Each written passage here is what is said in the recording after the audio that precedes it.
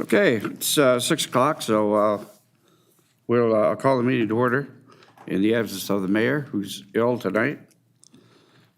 This meeting is being streamed live through the St. Clair Township website. By attending a public meeting of council, you are consenting to your image, voice, and comments being recorded and published to the township website. Anyone who's invited to speak will be recorded, and their voice, image, and comments will form part of the live stream and public record.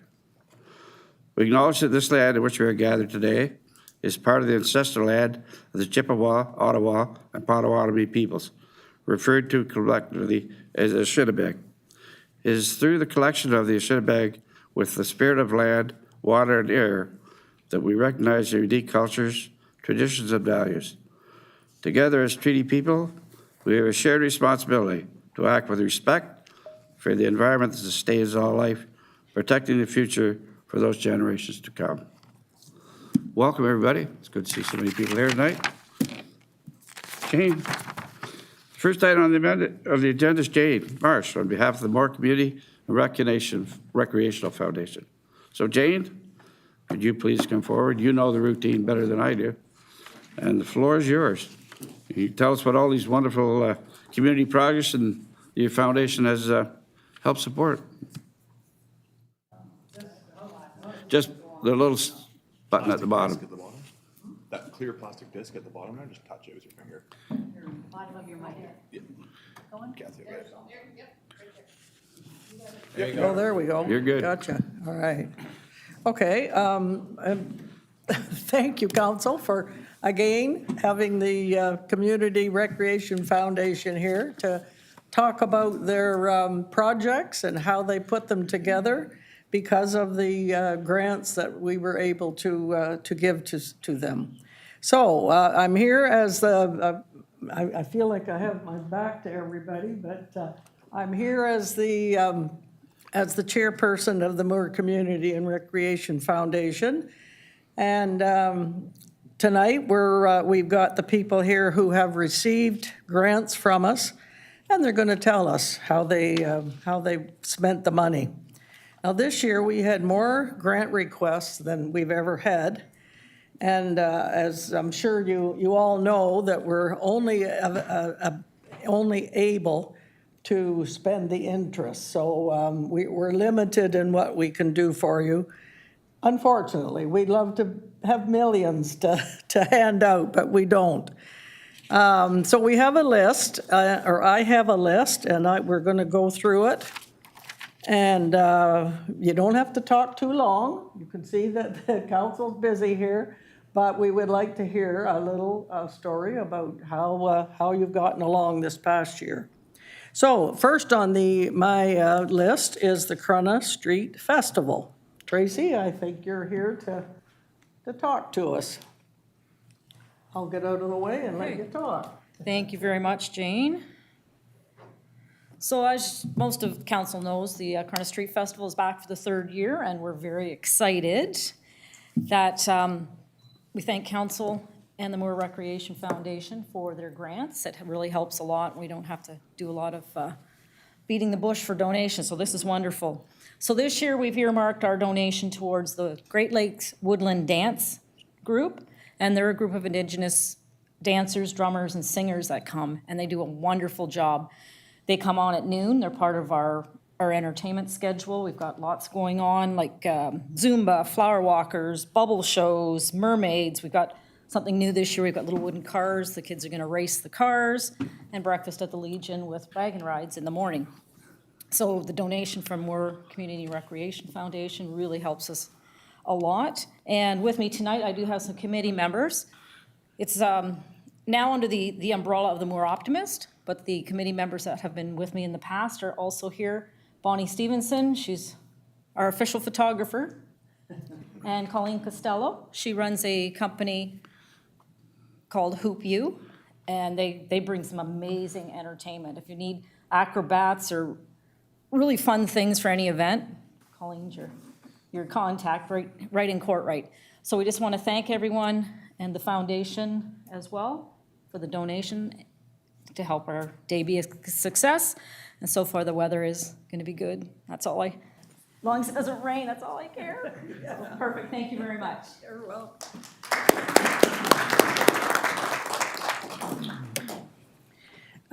Now, I know Tracy's thanked us for the donation, but I also have to thank council because we get a lot of support from council to continue with this foundation that we've set up many years ago. So we'll continue with the, I don't know, is Rick here? I didn't see Rick come in. Okay, so we're not going to hear about the Brigden Gardens, but he runs students, young people, to, they've got raised beds and they plant all kinds of seeds and stuff. I know you've heard every year what he does. And he, again, he asked for a grant to help do that. He also is on the Brigden Decorating Committee, and he was successful in getting a grant for that. And I was hoping he'd be here because I was kind of interested to see, or to hear what he spent the money on. I know I have it here, but I don't, I'm not gonna go through it. It's him to tell us. So the next thing is Murag.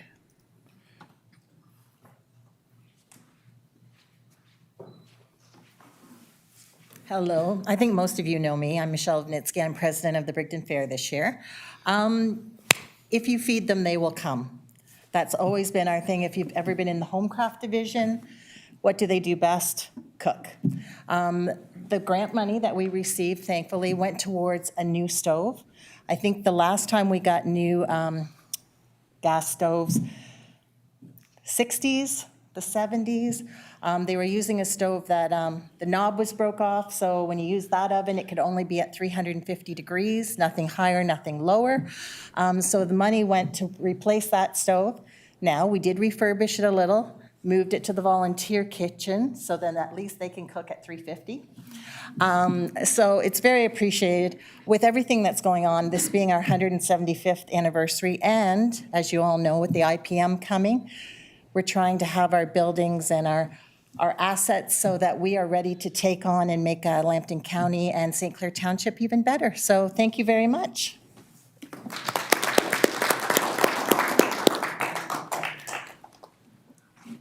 Okay, oops, better. Got that. All right, next we have the Moore Museum. Do they have a member here to, oh, good.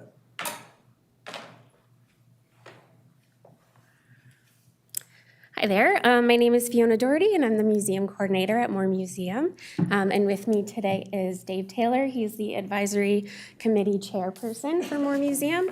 And on behalf of the museum, we'd both like to say, just give our sincere thanks to the Moore Community Recreational Foundation for their ongoing support. For the last few years, we've asked for some money to work on some projects around the grounds that would make it just a little bit more accessible. And we made a lot of progress this year. We were able to replace some walkways that were cracked and aging. And we put in some new ones outside of the Shaw building so that you can stand on level ground to look at one of the outdoor exhibits. We also were able to put in a concrete pad underneath where our picnic tables are. And we are looking forward to completing that project this year. So thanks again, Jane. And we hope you guys can come by and see it soon. Thank you.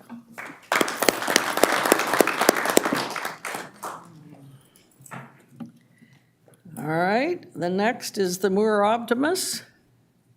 We have a Moore Optimist member here.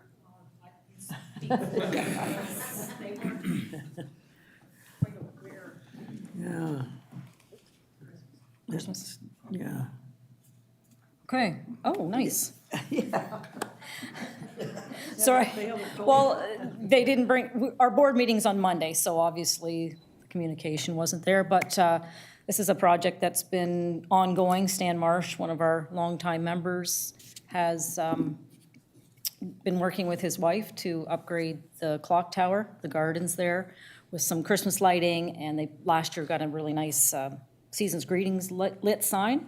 So thank you very much on behalf of the Moore Optimist. I am the president this year for another 2 weeks, but as a longtime member, we really appreciate the support of the community for everybody to attend. And Santa Claus Parade is November 29th in Corona. Okay, thank you.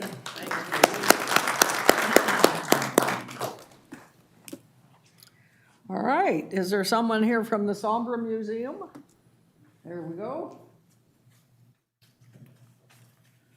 I'm David Lee, the Sovereign Museum, the chairman and treasurer of the board. So last year, we had some outdoor exhibits in storage, and we were able to put them out on cement pads just behind the log cabin. We did all that last year, but we required some signage to describe these exhibits, and also some wayfinding signs so people in the community can find their way around the museum and make it a little easier to see where everything is. So these signs are going to be, they have to be exterior sign, outdoor signs, so they're going to, this money will help to get the best we can get that's going to last the longest time. So we appreciate the donation towards those signs. So.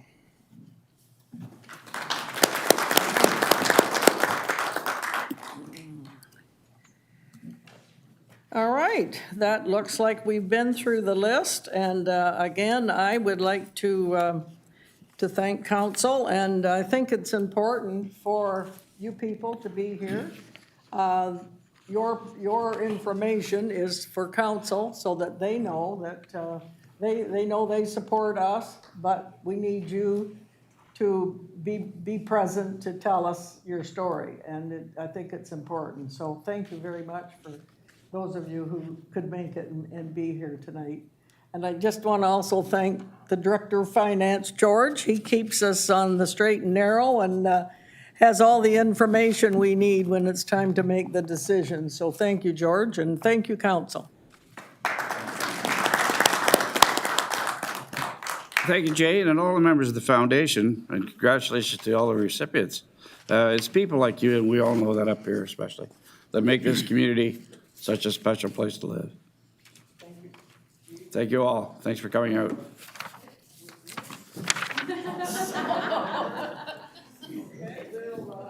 Yeah, I'll do these for minutes first.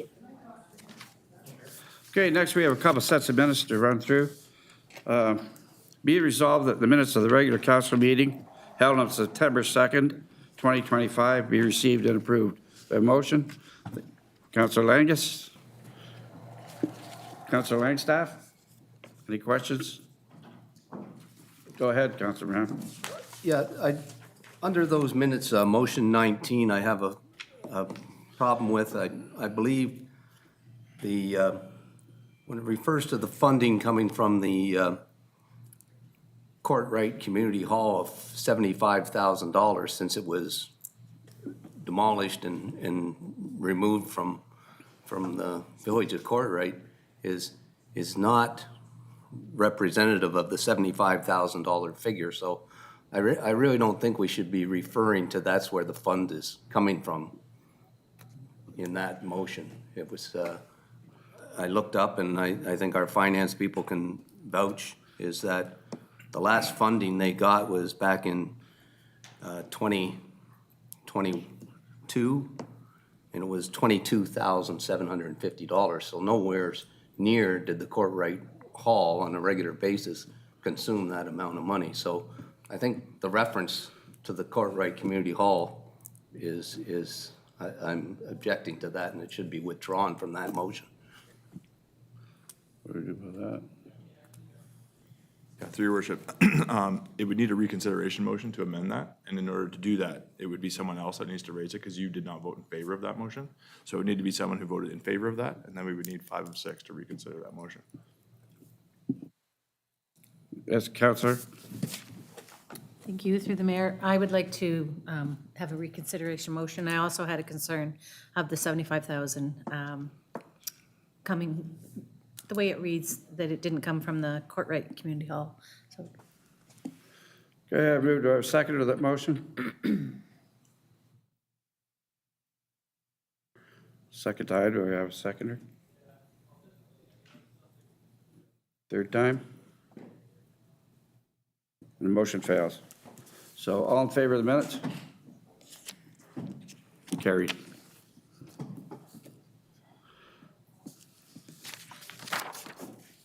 Okay, be it resolved that the minutes of the Moore Museum Advisory Committee held July 2nd, 2025 be accepted and approved. Got a mover, please? Councilor Myers? Councilor Brown? Any questions, comments? All in favor? It's carried.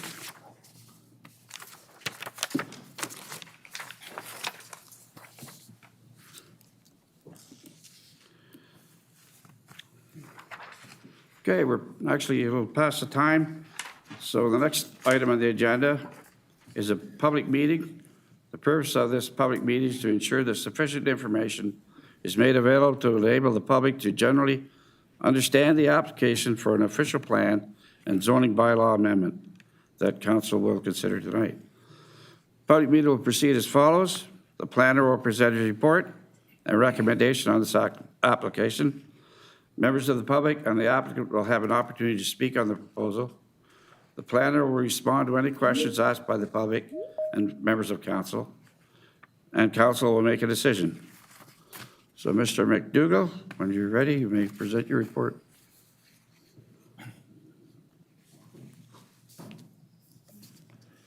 There we go. All right. Thank you, Mayor, members of the council, members of the public.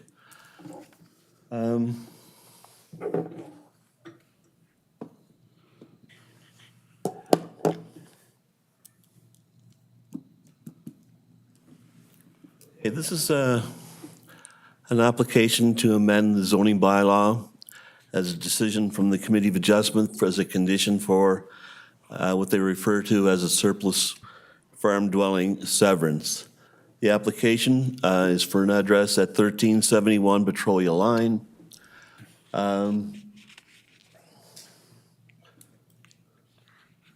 So people can orient themselves. It's just west of the Kimball Road, and it's outlined in green.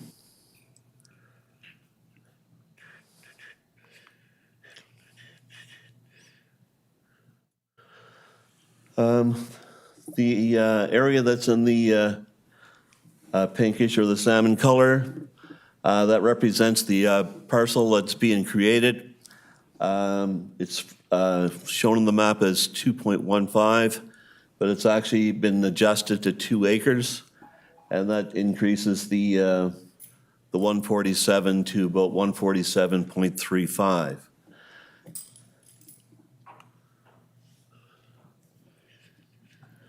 Okay, this is at the Committee of Adjustment. There was actually 2 meetings that took place in reference to this application.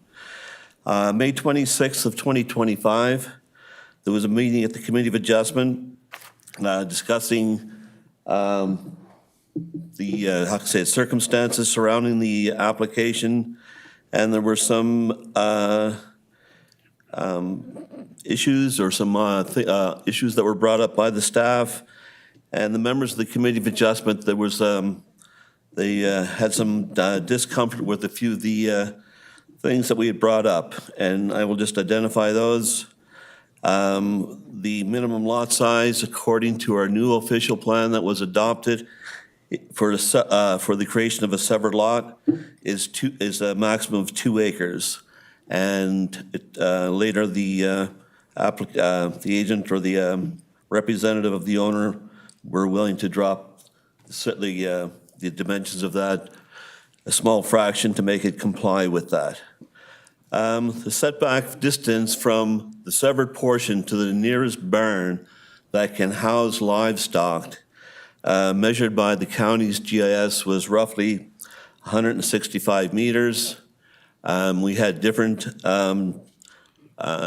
distances measured from the severed lot, or proposed severed lot, one using the provincial agri-suite software, and the applicant had a larger distance from the method that they had used. So the members of the committee wanted to have some clarity on which distance they should use. There was also discussion on guideline, severance like this is subject to the guidelines of what they call the minimum separation distance, and that is where the house or the property that's being severed has to be a certain distance from barns that house livestock. There is a barn across the street on a property, and there was some question if that distance or the fact that barn existed, if that was subject to minimum separation distance. In the guideline number 20, it states that if the barn that's being considered is not structurally sound, then the severed parcel is not subject to the MDS requirements. So the meeting was tabled and was reconsidered on July the 18th, 2025. Staff did make a visit to the property across the street.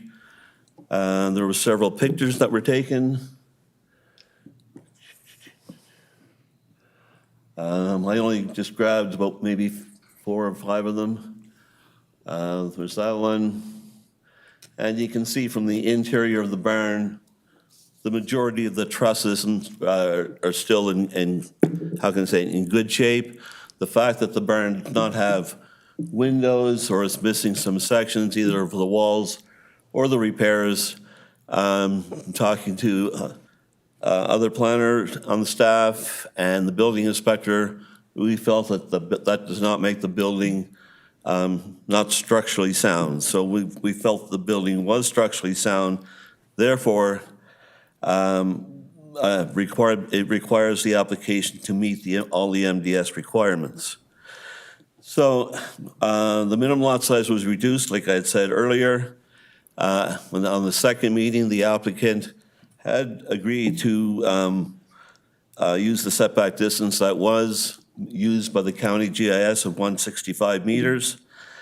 And therefore, based on that, the staff had made a recommendation that the severance would be approved, and that one of the conditions of the approval was that in the bylaw, we would recognize the fact that this is an exception to the MDS requirement.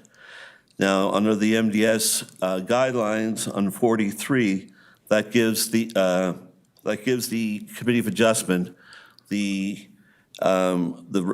approval to the approval body, and that gives them the authority to make that exception. And based on that, and based on the fact that the house existed for many years, the barn, I think it was built in, I forget now, but it was like probably 1940s or something like that. Both these buildings have coexisted for several decades. And therefore, and the current owner of the property across the street has indicated that they have no intent to change in the use of the building or start to use the building for livestock. So rather than deny the severance and the sale of the property, we recommend to the committee that they consider exercising what they can under guideline 43 and approve it, and that's what we did. So that brings us here to tonight. The application is the severed parcel is given a designation, a zoning designation of A1-R16, which is the 16th exception for the residential use. And this remaining portion will have a designation of A1, no development 13, which is that no further residential dwellings will be approved for the remaining agricultural lands. So based on the outcome of both those meetings, that's why the application was brought in front of the council for their approval for the change in the zoning bylaw for those 2 separate parcels. That's the summary. Okay, thank you, Ian. Any questions from council? Seeing none. Mr. Clerk, do we have any written submissions? Okay. Does anyone wish to speak in opposition to the application? See nobody. Does anyone other than the applicant want to speak in support of the application?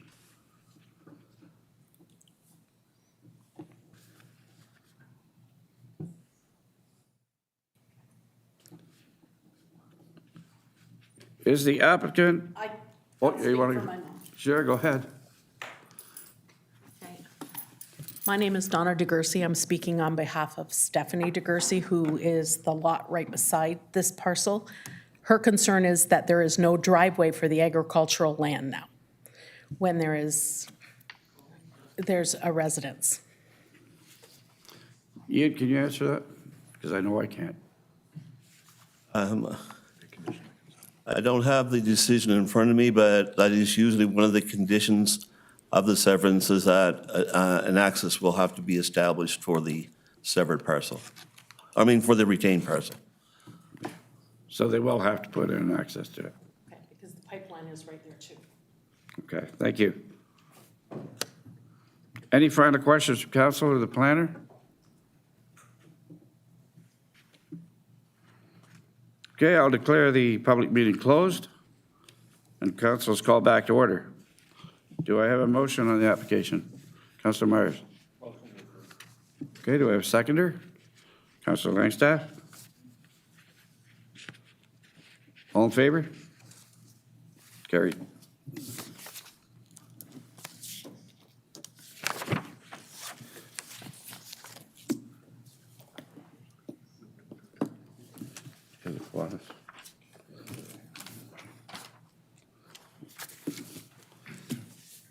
Okay, next thing on the agenda tonight is the Kiwanis Club of Corunna.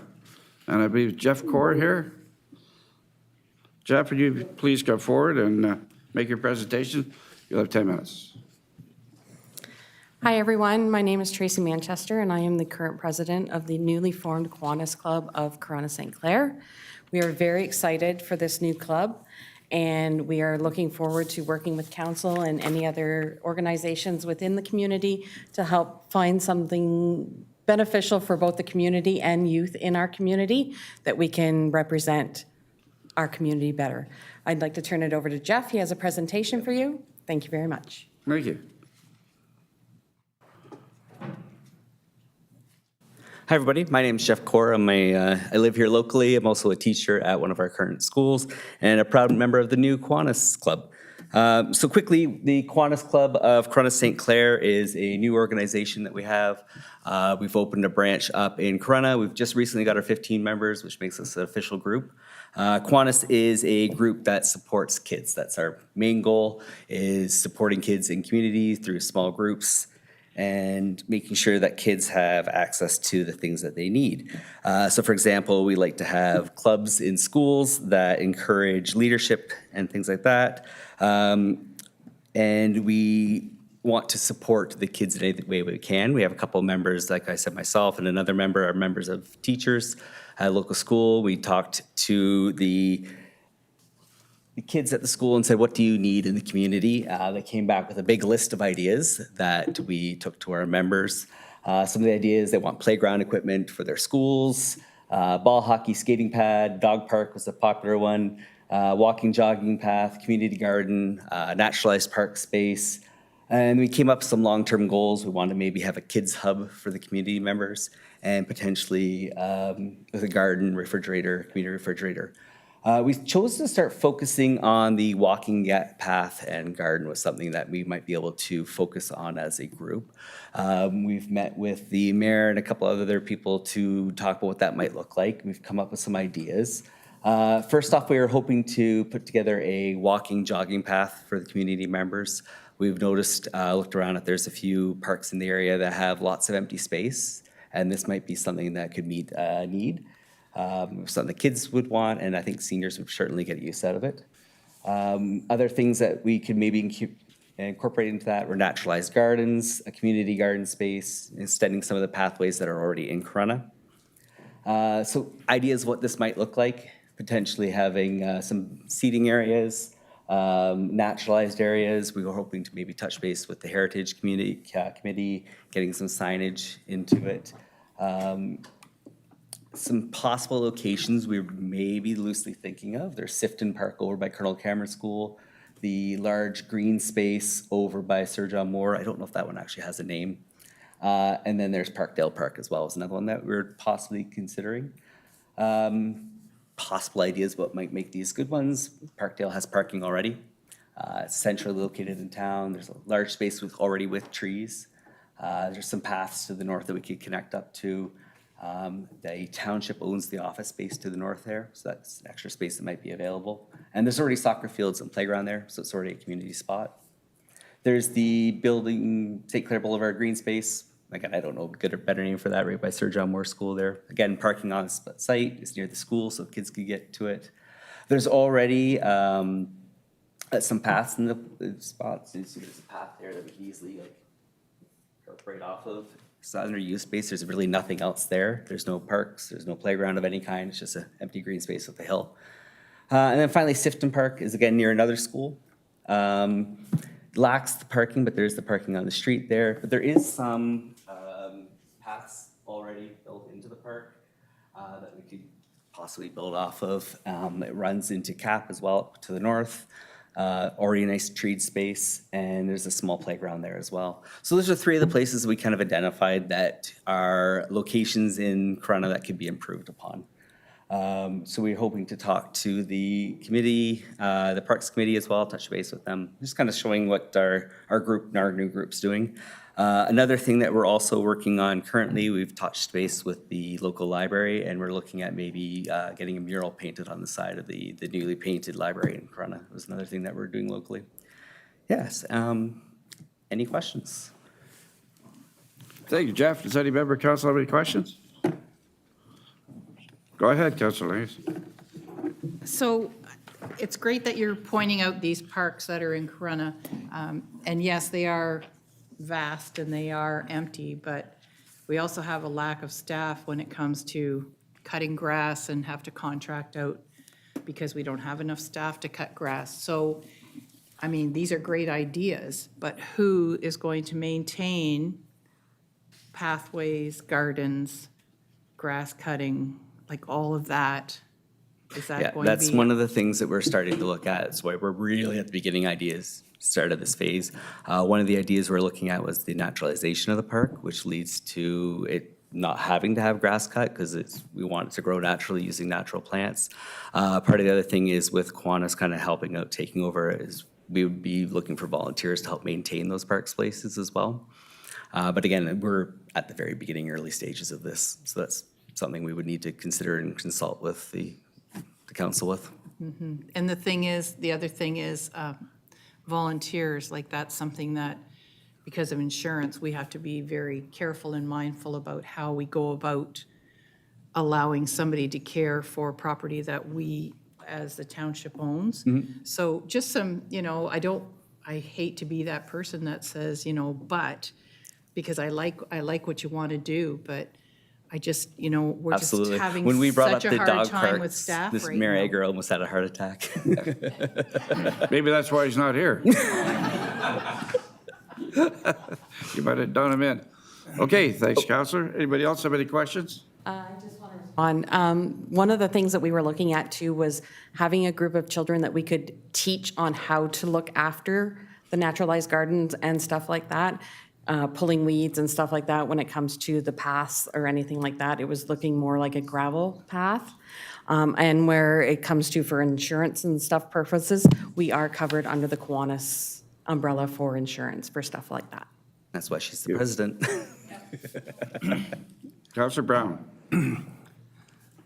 Thank you. I think it's a good idea that if your goal is to create more walking paths, and I know some of these parks do have the connections to the side streets that come off them, and I was going to suggest that they don't have to be a paved walkway, if that's probably the most expensive type of walkway you can put in, but I know at the St. Clair Conservation Authority, we use the fine stone that's compacted, and if you've ever been out to Walwinosh, there's a good walking trails around the ponds out there that you maybe glean some ideas from if you're considering putting the walking paths through, that just connects another way people can walk and enjoy the natural setting of walking through a park, right?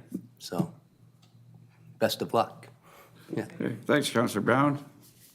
Yes, would you like to speak? Just one comment. You may also want to connect with the St. Clair River Trail, because that is kind of in the back burner and on our kind of plans. I think, Kathy, we've talked about connecting schools, connecting people, especially the children. So you might want to connect with St. Clair River Trail as well. Okay, so we've got Heritage, Parks, and okay, that's good. Another person to talk to. Thank you.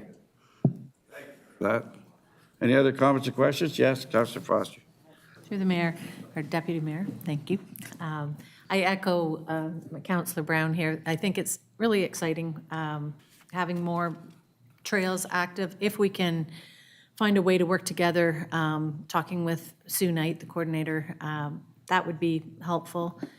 Getting kids involved, naturalization, I think it's wonderful. I know Catherine here has been very active in the Kiwanis and what they have accomplished in Sarnia with at the animal farm. Now, the problem, once it becomes an asset of St. Clair Township, that's where I think if you continue working with staff and bringing your ideas forward, I'm excited to see where this takes off. Great, thank you. Is there anything else? Great, thanks very much. Saying nothing, thank you, Jeff, and good luck with the Kiwanis Club, and good luck to all the other members that I see here tonight. We look forward to you being very successful with this club.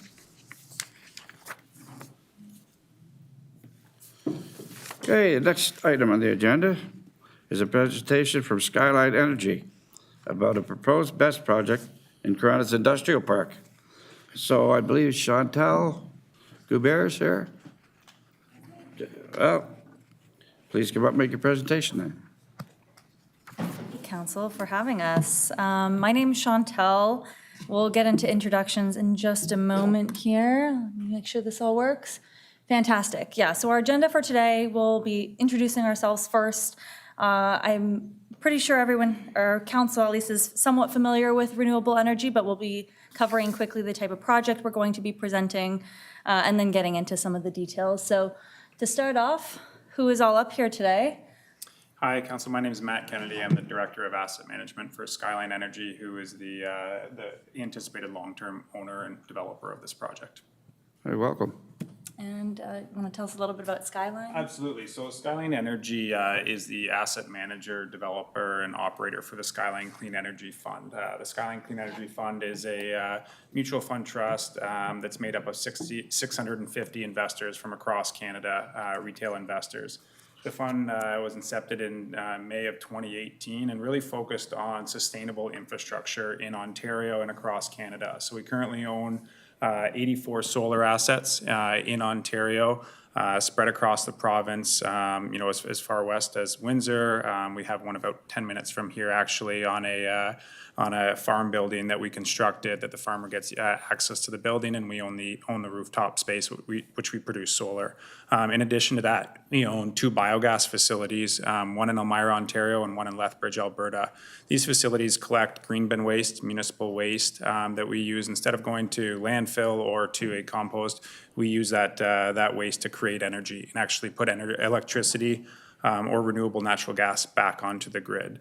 We are part of the Skyline group of companies, which is currently made up of an apartment, retail, industrial, and clean energy fund. We represent over 6,500 investors, currently have about $9 billion of assets under management, about 20,000 apartment suites, so provide home to about 20,000 Canadians, and really focused on secondary and tertiary markets, areas like here, like St. Clair. That's been our main focus. Our retail is really grocery-anchored plazas that have pharmacies and really provide those essential services to Canadians. Skyline's been around for roughly 25 years. We're based out of Guelph, Ontario. We're a Canadian private organization, so we're not a publicly traded fund. And part of our mandate at Skyline has always been to make these asset classes that were otherwise reserved for high net worth individuals and make them accessible to the public. So everyone can have the opportunity to invest and own a large apartment building or a industrial building that takes the goods to the retail plazas, or sustainable infrastructure. So it's been a mandate of ours to make these investments accessible to everyone, with, minimum investments as low as $5,000 per investor. So really want to make that available. Like I said, we've been around for about 25 years now, and really if there's a junior C hockey team or anything like that, we're probably in that community and have a footprint there. Okay, and then, as I said, I'm Chantel with Blue Circle Energy, joined by our president, Cam Steinman. We are a renewable energy consultancy specializing in solar and battery storage in the United States, the Caribbean, and also Canada. We're based in Canada, and so we've been brought in by Skyline to assist with the heavy lifting on the beginning end of getting some projects up and running, but we have expertise kind of across the project lifecycle, all the way from the early engagement as we're doing now, all the way up until project development and project operation. Okay, so just in case some folks are unfamiliar, I'll do a quick 30-second lesson on energy storage. So at any time, the grid needs to produce and consume the amount of electricity that it needs. And in Ontario, we don't quite have that. We use more electricity during the day than we do at night, and we need the ability to balance out the amount of energy that's produced and consumed in order to make sure that the grid is stable and that there's no brownouts or energy surges. And batteries play a critical role in that. So they can actually store the energy that's produced at night that's not used, and then they can put it back into the grid during the day when we all need it. And why does Ontario need it specifically? Well, Ontario's energy needs are growing really quickly. In the next 25 years, there's anticipated 75% increase in the amount of electricity that Ontario needs. This means Ontario will have to build more ways of producing energy, so nuclear, hydroelectric, solar, wind farms. But then again, as that energy is produced to meet peak demands during the day, we need, again, a way to balance the loads during the night as well, and that's where battery storage comes in. One slide back. The reason that we're here today is because IESO, the Ontario Energy Regulator, has an RFP out. They want folks to come and actually build these projects that are going to stabilize Ontario's grid, and that's what we're here to do. The RFP for capacity, so that's where battery storage is put in, is due December 18th. And so we're just in the early stages right now of getting together everything to submit a bid. And then afterwards, if the bid wins, we would continue to build with St. Clair. Okay, so the project itself, it is between 120 to 200 megawatts in size. For perspective, 10 megawatts powers about 2,000 homes, and the plant would run for 8 hours. So it would be able to charge, and with a full charge, it could power all those homes for 8 hours. It would connect directly with Hydro One's 230 kilovolt grid, and it is located, I'll get to that in a moment, and it would consist of 225 to 375, about 20-foot shipping containers. So it would look like about 200 to 300 shipping containers, and then any subsequent transmission infrastructure. The site itself would be located on 469 Pollymore Drive, so in an already industrialized area. It is zoned, let me check my notes, in the official plan, it's zoned as M2, and I know we have someone here who can check us on that, so I hope that's right.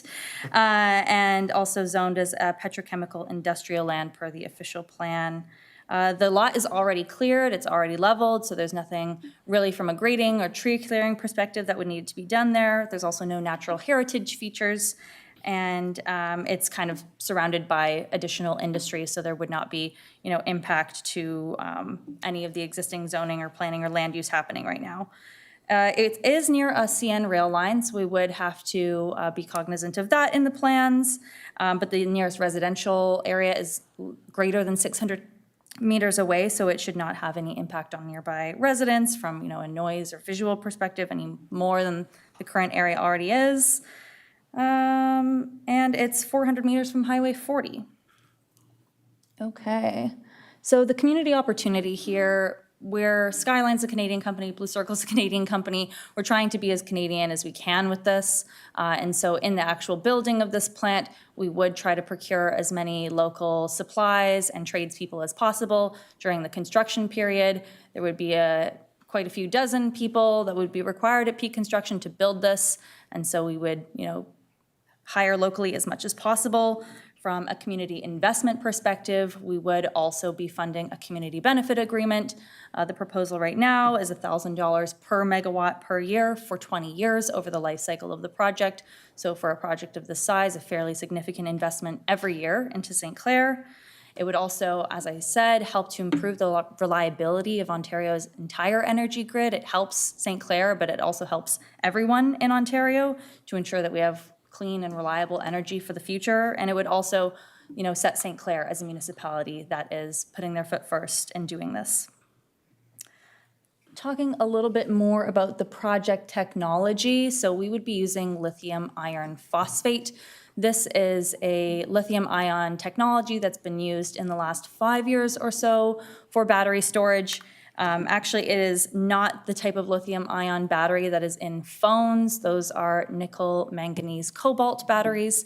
Called NMC. NMC batteries tend to be they're lighter, but they're actually less stable, whereas these newer lithium ion phosphate batteries are more heavy, so they're not great to put in cell phones or computers, but they are a lot more stable and have far fewer thermal events. To put some numbers on it, for every million hours of gas station operation, there's 4 fires. For every million hours of nickel manganese cobalt batteries, there's 0.8 fires, and for every million hours for LFP, there's 0.02 fires. Right now, our front runner for the manufacturer is Canadian Solar. They're one of the largest solar and battery storage manufacturers in the world. They're actually headquartered in Guelph, Ontario. They do produce the batteries in China, but everyone does. There is not really a local battery storage procurement yet, but the company themselves are headquartered in Guelph and are traded on TSX and NASDAQ. All right, and as far as fire safety is concerned, I did say, fires can happen, and so from a fire perspective, just to assuage concerns, I'll cover what we'll be planning. So first, there's many codes that we have to that we have to follow. NFPA 855 and UL 940 are the testing protocols and spacing protocols that we have to do. So they essentially dictate if any one of those individual containers has a fire, how far away do they need to be spaced, dependent on the size of the fire any single container could create. And that's essentially to ensure that if a fire starts in one container, it doesn't spread and it's localized. Not only would we be planning from a building perspective as much safety as possible, but still, in the rare case that something does occur, each container would have monitoring within the container that could be controlled remotely, and also activating any fire suppression systems from within the container itself. Okay, that was a lot of talking. I'll hand it back to Tanner to talk about ongoing operations. So operations and maintenance, this is something we've done in-house for a long time at Skyline. One of our partner companies is Anvil Crawler Development Corp., based out of Fergus, Ontario. This is a group of renewable energy developers, a team of about 20 electricians. They have a lot of experience both developing and operating battery energy storage systems. They were part of a very high-profile TTC battery energy storage charging station for their electric bus fleet recently. They've worked with groups like Panasonic, and they've recently developed and commissioned a 5-megawatt battery energy storage system owned by PowerBank in Ontario. This group also has a full in-house operations team that has a lot of experience working on these batteries, servicing them, and doing that. This is a partner company of Skyline Energy, so we have the same ownership team. Personally, I've worked with Anvil Crawler for almost 10 years now, and they do all our operations for over 80 solar assets in the portfolio. We are looking to use Anvil Crawler for all of our projects moving forward to create that consistency and have a lot of faith in what they do. Okay, so some things that we've done so far, we've done some homework on, again, the land use, any environmental considerations, also noise analysis. We will be following the NPC 300 standards, which dictate that no noise above 40 decibels can be at any bedroom window. That's like the sound of a library. We don't anticipate there will be even close to that at any nearby homes. By the way, the sounds of these is the air conditioners that are required to cool them, so it's just the sound of a bunch of HVACs, essentially. And we've also, of course, reviewed the site and chosen it. As far as the project timeline is considered, so we're at the very front end of things right now. We're presenting to St. Clair for the first time. We would like to continue to engage the council. Ultimately, we do need to pass a municipal support resolution well before December 18th to say that the municipality is in support. In order to do so, we'll often also host community meetings or anything, that is the policy of the township in order to make sure that everyone is well informed and can ask questions. Assuming everything moves forward, we would submit the bid in December and hear back from ISO as to whether we win the bid mid-2026. And at that point, a more involved project design in collaboration with the municipality would start. Ideally, the project would be constructed throughout 2027 and come online sometime in 2028. Okay, that's our presentation. Thank you. That's a lot of information. Anyone, member of council, have any questions? Councilor Langus. Yes, I was just wondering, when you say that you're providing 20 years of maintenance and operations, does that mean that there's always going to be somebody on that site, like 24 hours a day?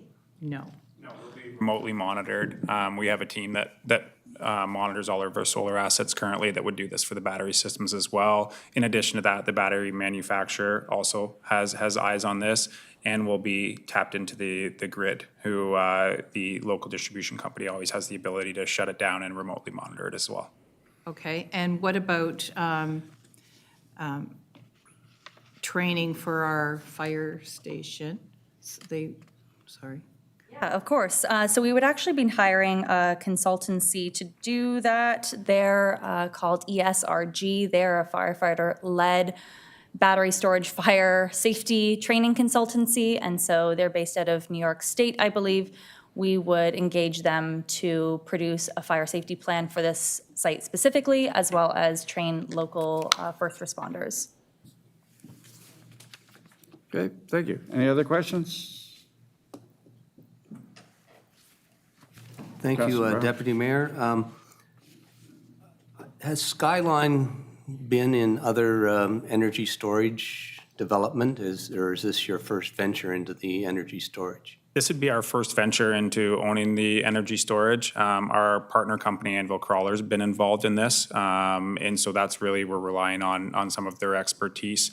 We're not a developer who develops these projects and punts them off to the highest bidder once they're developed. We're a long-term owner and holder, so we're going through this. Our investors like this asset class. They like the longevity of it with the 20-year contract. So we're a group that does like to own these long-term, develop them for the long term. But no, we currently do not have any battery energy storage projects in our portfolio. And I just reiterate, we've had proposals come before council in the past, and they were in our rural areas, which the neighbors were not welcoming at all. And I can see this site being a little more neutral, but at the same time, that community engagement will be a big thing for our residents, and knowing that there's a safety factor in this operation. Okay, good luck. Thank you very much. Councilor Langus. Through the Deputy Mayor, I will echo what Councilor Brown and Councilor Langus said. Moving forward, I'd like to see a guarantee that there'll be no negative financial impact on our local fire departments as far as training goes, et cetera. That's a big hurdle we're dealing with right now currently. And also some sort of roads retainer. If this project did ever go forward, I'd like to see a commitment that we won't have a larger burden on our infrastructure. Okay. Seeing no other questions. Chantal, are you looking for anything from us today, or? So today, we're just coming forth to ensure everyone is well-informed of our intentions. Our next step, unless there's requests otherwise, would be to host a community meeting. I know some municipalities have slightly different preferred processes, but assuming there's no other directive, that's what we would do. We would notify any residents within the vicinity of the area, as well as any other notification process that's requested of us. So I'm sure I'll be in touch with John on that, and then we would go from there and ultimately likely present before council once more, aiming to pass the municipal support resolution. Okay, so tonight you don't really require anything from us? Okay, well, thank you very much. Thank you. Appreciate you coming in.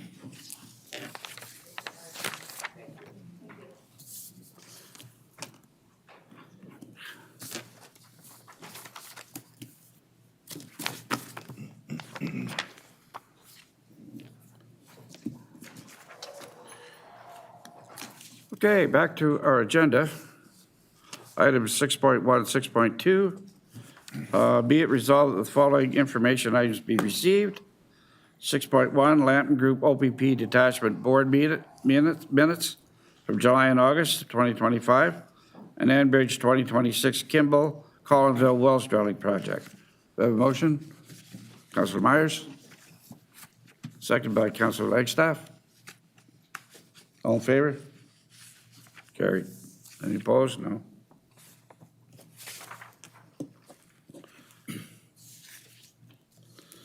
Next item is item 7.1. Be resolved that the awarding of the development charge bylaw and background study report as submitted by financial analyst Charlie Quenville be received, and that the 2025 development charge background study in the total upset fees limit before HST in the amount of $29,500 be awarded to Hemson Consulting Limited. Do I have a motion for that? Councilor Langstaff? Seconder? Okay. Councilor Langs? All in favor? Any opposed? No. Carried. 7.2.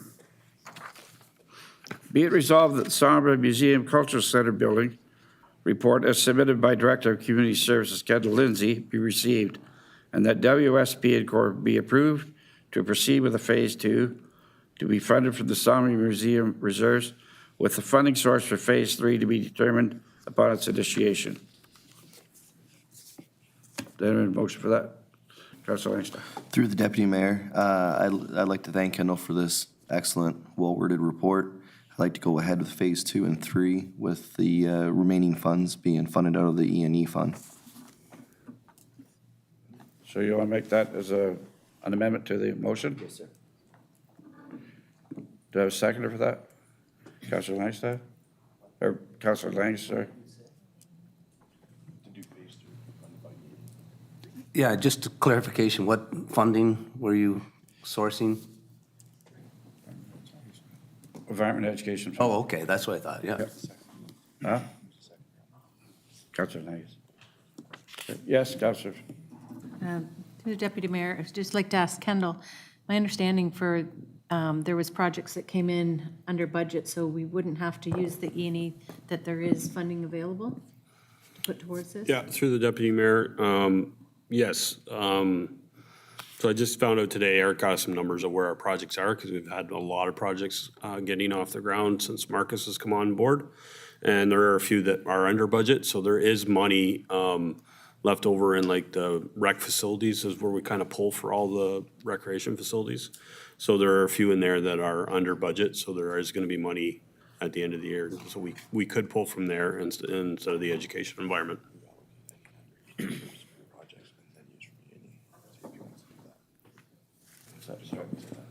Yeah. Yeah, through your worship. So it's possible then if the councillor who made the motion is willing to amend his motion, we could try to reallocate any funds from excess funds from other projects first, and then the balance of that could be by E&E if that's what you want to do. Is that okay with council? That'd be fine. Mover and seconder, yeah? Yep. Councilor Foster, it's good. Okay. All in favor of the motion? Opposed? It's carried. Yep, it's carried. Agenda item 7.3, be it resolved that the municipal access agreement fiber optic internet report is submitted by Coordinator of Operations David Neely be received, and that the proposed agreement be accepted, and the mayor and clerk be authorized to sign the agreement and other related documents and bylaws. Moved by Councilor Langus. Yeah, Councilor Langus. Through the deputy mayor, can I have some background on this from the clerk? Could I get a seconder for it first, and then we'll discuss it? Councilor Brown? Okay. Me? I guess. Hey, you're not gonna love my answer here. I would have to do some research on this. I'm not exactly sure. Maybe it's possible Brian might know. Yeah, through the deputy mayor, there was another firm that was supposed to develop fiber optic in this area that's identified in the report. They failed on their effort, and the government's gone out and basically given the new contract to North Frontenac, as indicated in the report. So North Frontenac, this MMA would be for North Frontenac in that particular area. So they get service. Yeah. Okay, all right with it. Okay, we have a mover and seconder. Councilor Brown. Just a follow-up question. I see that they do pay an annual fee of $2,500 for the administration costs and reviewing municipal consent applications and drawings. So that's a fee that we would charge them, I guess, and they refer to the fact that Chatham-Kent has signed a similar agreement. And it's, I guess, as long as that $2,500 covers our involvement on an annual basis. Okay. Yep. Yeah, we don't have the ability to, I guess, ask for what we wish to ask for because it's been deemed an essential service. So they have a bit of a right, I guess, for lack of a better word. So, I mean, we're fortunate to be able to get that, really. Okay. All in favor? Oh, sorry, Councilor Alexa. Through the deputy mayor, moving forward with the potential underground infrastructure burdens of some of these fiber optic projects, is this enough to protect us from increases costs associated with doing projects throughout our municipality for the next decades, or is there something else that we need to look into, or do you guys feel okay with the burden of taking over these lines once they're gone? Who wants to answer that? Through the deputy mayor, I'm just not quite sure in terms of when you're referring to taking over the lines. So the utility itself would own and operate these lines once they're installed. That's part of what they're agreeing to with the government. So I don't think at any point we're intended to be owners or operators of this particular utility. We'll be independent from. It'd be just like any other utility. Okay. Councilor Myers. Question, of course, they're going to be installing this fiber optic. Most it's is either trenched in or plowed in or directional board. And I understand in the past, there's been some situations where down some of our rural roads, it's been plowed in close to ditch banks where we've experienced some bank slides and whatnot. So is there something we're retaining to secure or protect us in the event that there's some unforeseen expenses due to this down the road? Through the deputy mayor, that's a good question. I haven't specifically looked for anything in the franchise agreement regarding that, but typically where a utility owner has done damage to municipal infrastructure, we've actually approached them. Usually they're pretty good. Enbridge is a good example. We've gone to Enbridge for the Dawn transmission line where they damaged our roads. We basically came to an agreement on compensation to fix those roads. So this type of an agreement would be similar. We would simply approach them and come to an agreement on what those damages would be and get compensation. Go ahead. Through the deputy mayor, in addition to what Brian said, we are actually going through a bit of a legal issue with another franchisee, after which we will be having our legal team look at adding some language to protect us from that. But typically, we have been successful in the past so far, so. Okay, everybody okay? Councilor Brown? Just to say, I think this agreement is being forwarded to our lawyer for their reading, and then they do address remedial work under 5.1, saying that it shall repair or restore the surface to the same or better condition. But, I mean, you gotta have the legal beagles make sure everything's in order. Thanks. Okay. All in favor? Opposed? Carried. Be it resolved that the following drainage bylaws receive all three readings and be therefore passed. Bylaw 11 of 2025, various drains 2024 spraying, no grant. Bylaw 12 of 2025, various drains 2024 spraying with grant. Bylaw 13 of 2025, various drains 2024 spraying with grant.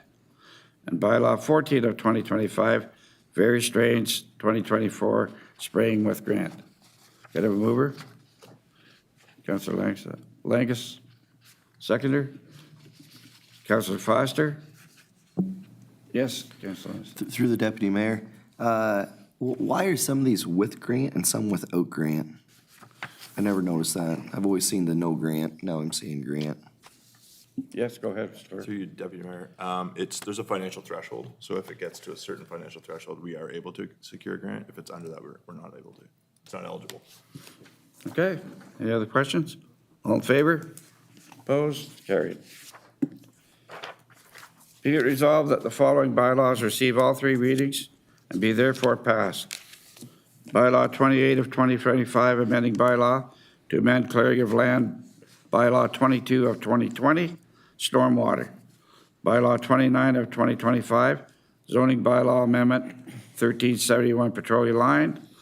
And bylaw 30 of 2025, confirming bylaw. Have a mover, please. Councilor Brown, Councilor Foster seconds. All in favor? Opposed? Carried.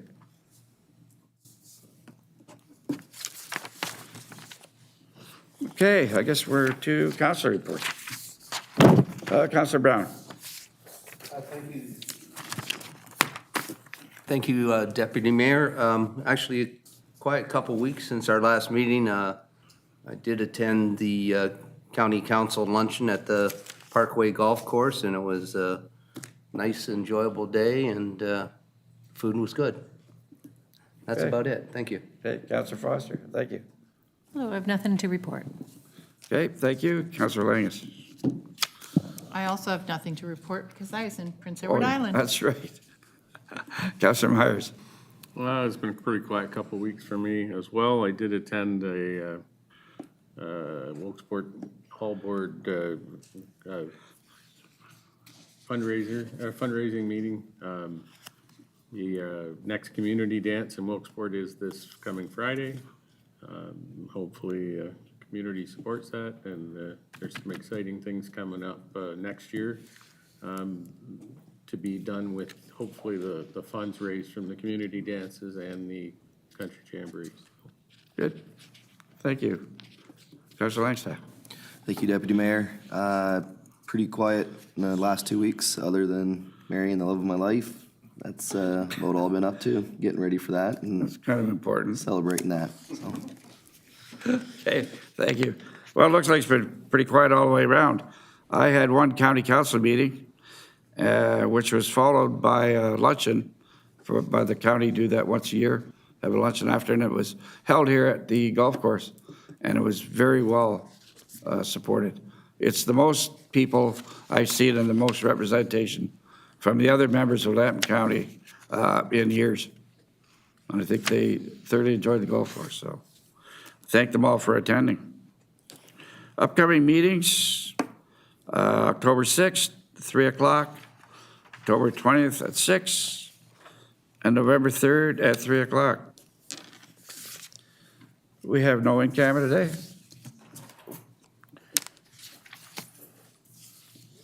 Well, if there's nothing else, Like, we could look for adjournment. Councillor Lang, that. Councillor Angus. All in favor? Carried. Now you can go on your cruise, Pat.